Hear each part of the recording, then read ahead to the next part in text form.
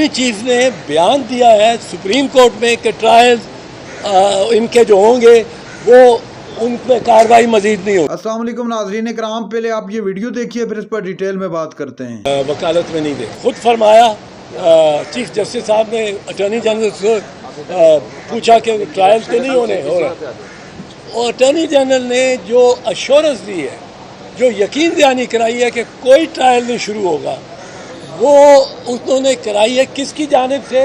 Army chief की जानिब से। अब ये आर्मी चीफ ने बयान दिया है सुप्रीम कोर्ट में कि ट्रायल्स इनके जो होंगे वो उन पर कार्रवाई मजीद नहीं होगी। ये मैं जो 102 ख़ानदान है जहाँ तशवीश है, जहाँ एक बड़ी बेचैनी है, उनके प्यारे किस वो उनका ट्रायल हो जाए और सज़ाएँ हो जाएँ तो फिर अदालत भी कहती है जी पास्ट एंड क्लोज ट्रांजैक्शन हो गया।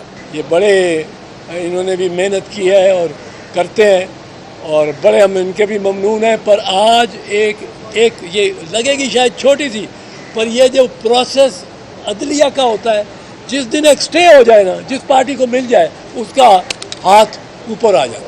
देखें, ये ड्रामे हम बड़े अरसे से देखते चले आए हैं। अभी भी कोई टेप निकलेगी, जिस तरह टेप हमने चलाई थी मोहतरमा शहीद बेनज़ीर भुट्टो के मुकदमे में, यहीं सुप्रीम कोर्ट में जहांगीरी साहब चीफ जस्टिस थे और इफ्तिखार मोहम्मद चौधरी भी उनके साथ थे, उसमें भी यही शरीफ बरादरान थे, माशाअल्लाह यही शरीफ बरादरान थे जिन्होंने हुक्म दिया था, बाकायदा हुक्म दिया था जज को कि फुल डोज इसको सजा करो और सारी प्रॉपर्टी कॉन्फिस्केट करो। और वो भी सुप्रीम कोर्ट ने लिखा था bias floating on the surface of the record. ये भी अगर कोई करेगा फैसला तो bias is floating on the surface of the record, हवा में इस फैसले को उठा के बखेर के सुप्रीम कोर्ट या हाई कोर्ट फेंकेगी। चीफ साहब ने वहाँ भी तकरीबन स्टे कर दिया है, क्योंकि चीफ जस्टिस साहब ने कहा है कि उनको बता दें कि हमारे यहाँ आप मौजूद हैं और हमारे पास पेंडिंग है। अभी chief justice Islamabad high court ने इस चीज़ का फैसला करना है कि क्या उन्हीं के पास रहे, और 3:30 बजे बुलाया है, और 3:30 बजे जब बुलाया है तो चीफ जस्टिस ने कहा है उनको बता दो कि मेरे पास है। सो इस वक्त जब इस तरह की कैफियत हो तो वो फैसला नहीं सुना सकता और ना ही वो आगे प्रोसीड कर सकता है वो जज। इसका तोशाखाना केस में डिफेंस विटनेसेस के तौर पर हमने एप्लीकेशन जमा कराई और ये एक्यूज़ का हक होता है। कल जो मुतासिब जज हुमायूं साहब हैं, उसने 12 बजे ये कहा कि अपने विटनेसेस को 1:30 बजे ले आइए। जब उनको 1:30 बजे जाकर ये दरख्वास्त पेश की गई, हमारे बैरिस्टर गौर साहब उसको रिप्रेजेंट कर रहे थे, उन्होंने कहा जी हमारे विटनेसेस कराची में मौजूद हैं, आप 2 दिन या 1 दिन का टाइम दे दीजिए ताकि उनको हम पेश कर दें और आपके पास एविडेंस आ जाए, जो कि mostly related to the subject था। लेकिन उन्होंने फिर उसके बाद क्या कहा, डिफरेंस आर्डर कर दिया।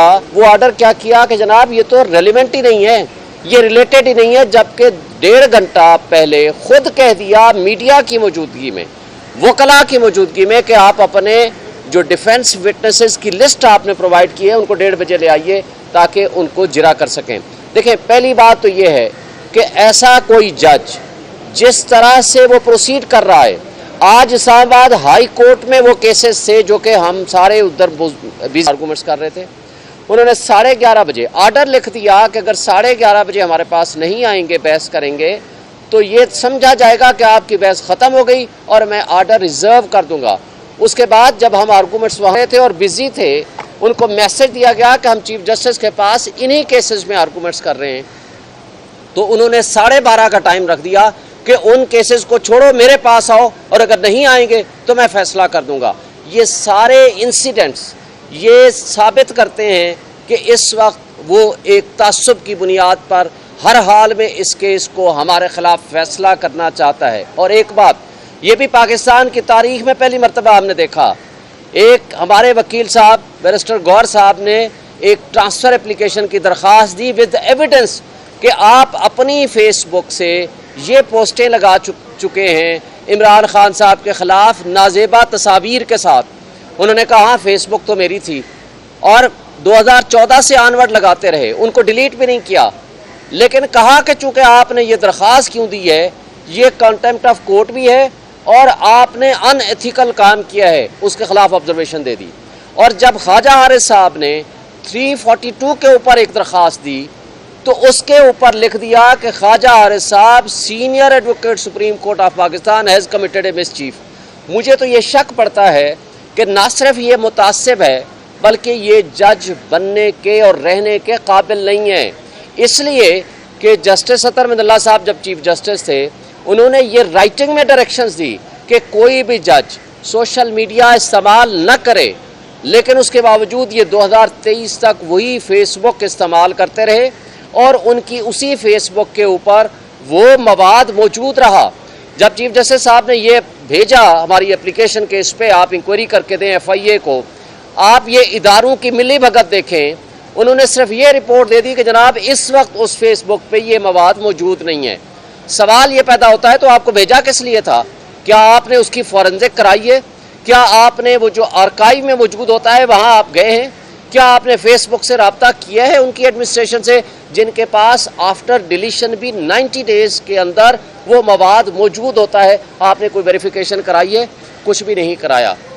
ये सारा ड्रामा तोशाखाना का इसलिए है कि पॉलिटिकल साइड पे इमरान खान का मुकाबला नहीं कर सकती ये PDM की फाशिस्ट जमातें, और अब वो इन नादरीन कराम, आपने वीडियो देखी। एतजाज़ एहसन, शुहैब शाहीन और सरदार लतीफ़ खोसा साहब मिलकर प्रेस कॉन्फ्रेंस कर रहे थे। सबसे पहले तो बातचीत करते हुए एतजाज़ एहसन ने जो आर्मी कोर्ट से उसके हवाले से गुफ्तगू की, ख़ास तौर पर आर्मी चीफ के मुतालिक जो बात की वो आपने डिटेल में सुनी। नादरीन कराम, इस वक्त पाकिस्तान तहरीक इंसाफ के चेयरमैन इमरान खान जेल में बंद हैं और जेल में उनके साथ किस तरह का बर्ताव किया जा रहा है वो भी आप सभी के सामने है। अब जो सबसे बड़ा मामला खड़ा हो गया वो मामला ये है कि इमरान खान से मुलाकात की इजाज़त नहीं दी जा रही। ये तकरीबन 20 दिन की पाबंदी है जो जेल इंतज़ामिया की तरफ से या जेल सुपरिटेंडेंट जिसे कहते हैं उसकी तरफ से लगाई गई है। उसके ख़िलाफ़ तो पाकिस्तान तहरीक इंसाफ ऑलरेडी अदालत पहुँच चुकी है, लेकिन जो इशारे मिल रहे हैं पाकिस्तान तहरीक इंसाफ के रहनुमाओं की जानिब से वो बड़े ख़तरनाक और डेंजरस किस्म के इशारे हैं। अब मैं सबसे पहले बात कर लेता हूँ डॉक्टर शहबाज गिल की। उन्होंने ट्वीट करते हुए कहा कि पाकिस्तान तहरीक इंसाफ के तमाम MNAs और MPAs को अडयाला के बाहर जाकर एहतजाज करना चाहिए, और ये एहतजाज किसी और के ख़िलाफ़ नहीं बल्कि इस्टेब्लिशमेंट के ख़िलाफ़ करना चाहिए, ये शहबाज गिल कह रहे थे। दूसरी जानब जो शेर अफजल मरवत साहब हैं उन्होंने भी कहा है जी हम लोग तमाम MNA और MPAs वो पहुँचे अडयाला जेल के बाहर और वहाँ पर मिलकर एहतजाज करते हैं कि ये क्या हो रहा है, इमरान खान से मिलने की इजाज़त क्यों नहीं दी जा रही। और दीगर जो ख़वातीन है पाकिस्तान तहरीक इंसाफ की जानिब से उनके भी इस तरह के मज़म्मती बयानात की क्यों नहीं मिलने दिया जा रहा, और उसका हल यही बताया कि अडयाला के बाहर जाकर एहतजाज किया जाए। तो ये मेरे बड़े ख़तरे की घंटी है मेरे ख्याल से हुकूमत के लिए, अगर इस तरह पाकिस्तान तहरीक इंसाफ की जानिब से कर दिया जाता है।